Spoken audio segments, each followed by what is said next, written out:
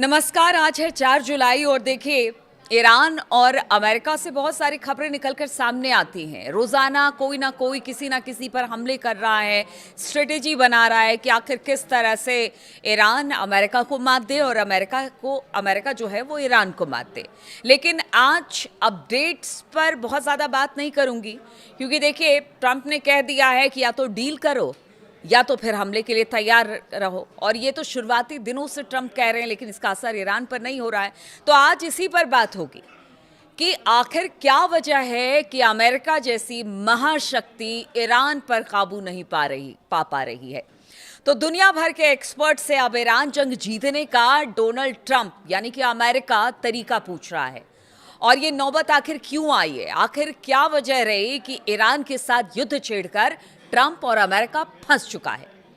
कहते हैं ना कि अभिमन्यु चक्रव्यूह में फंस चुका है। अमेरिका और ईरान का टकराव एक ऐसे मोड़ पर पहुंच गया है जहां दुनिया की सबसे बड़ी महाशक्ति खुद को एक कूटनीतिक और सैन्य चक्रव्यूह में फंसा हुआ महसूस कर रही है।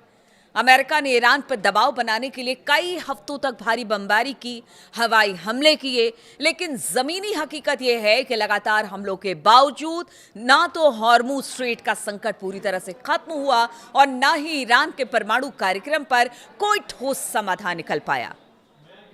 अब समझिए स्थिति ये हो गई है कि अमेरिका को सिर्फ हवाई हमलों के दम पर अपने लक्ष्य हासिल करना लगभग नामुमकिन लग रहा है। और यही वजह है कि अमेरिकी सैन्य रणनीतिकार अब इस युद्ध से बाहर निकलने और ईरान पर नकेल कसने के लिए बिल्कुल नए और कह रहे हैं ना कि नए नए तरीकों की तलाश में जुटे हैं कि आखिर किस तरह से ईरान पर काबू पाया जा सके। CNN के एक रिपोर्ट के अनुसार सेंटकॉम के खुफिया अधिकारी ने मिलिट्री एनालिस्ट के एक बड़े समूह को ईमेल भेजा है और इसमें कहा गया है कि अमेरिका ईरान पर दबाव बनाने और उसे सजा देने के लिए नए नए तरीकों की तलाश कर रहे हैं। पेंटागन के एक्सपर्ट की ओर से इस तरह ईमेल भेजकर रणनीतियों के लिए क्राउड सोर्सिंग, ब्रेनस्टॉर्मिंग करना बेहद असामान्य है। एक जानकार सूत्र के मुताबिक ये साफ तौर पर दर्शाता है कि राष्ट्रपति डोनाल्ड ट्रंप के पास अब ईरान को अपनी शर्तों पर झुकाने के लिए बेहद कम विकल्प यानी कि सीमित विकल्प रह गए हैं।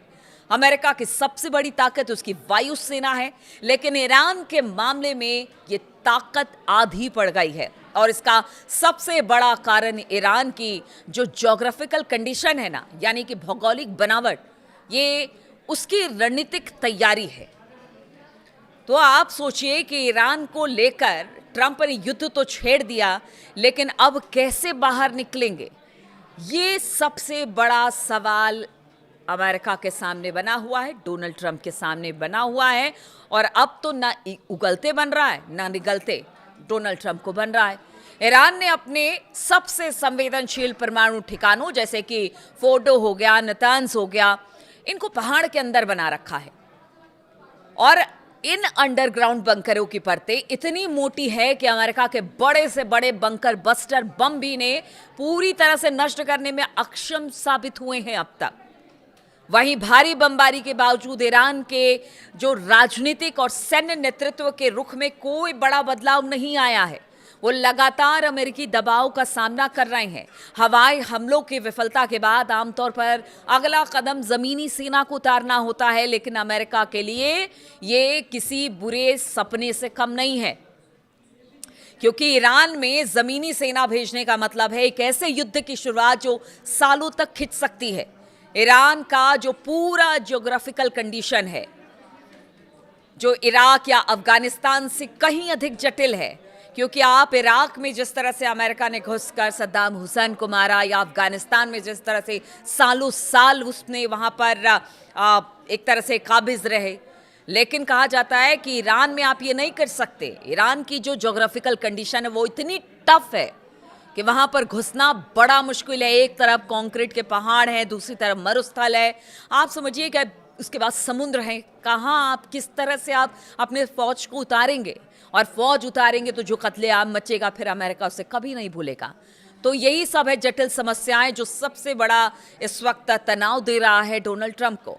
और इस मौजूदा तनाव और छिटपुट सैन्य संघर्षों में जो अभी तक हुए हैं, ये जो सैन्य ठिकानों पर ईरान ने हमला किया, उसमें अभी तक 18 अमेरिकी सैनिक मारे जा चुके हैं, जो उनकी तरफ से आंकड़ा हुआ है, आंकड़ा आया है अमेरिका की तरफ से। 500 से अधिक सैनिक घायल हुए हैं इसमें।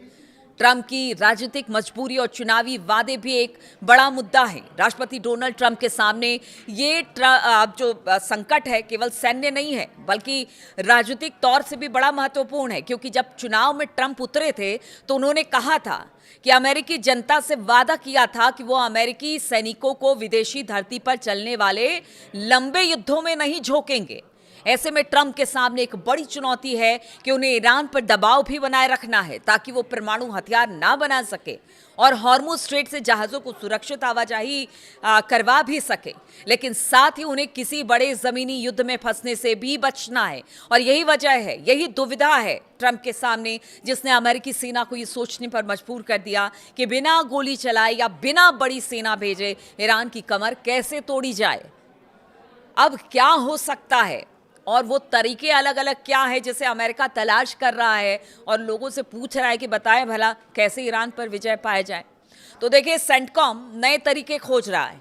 ऐसे में अमेरिका इन 3 गैर परंपरागत रणनीतियों पर फोकस कर रहा है कि इतना जहां तक लड़ाई लड़े हैं वहां कुछ कुछ चीज़ों पर और एक्सपेरिमेंट कर लिया जाए, जिससे हो सकता है ईरान पर कब्जा किया जा सके।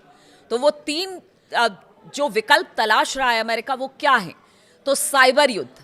अमेरिका ईरान के महत्वपूर्ण इंफ्रास्ट्रक्चर को निशाना बना सकता है, जैसा कि रिपोर्ट में दावा किया गया है।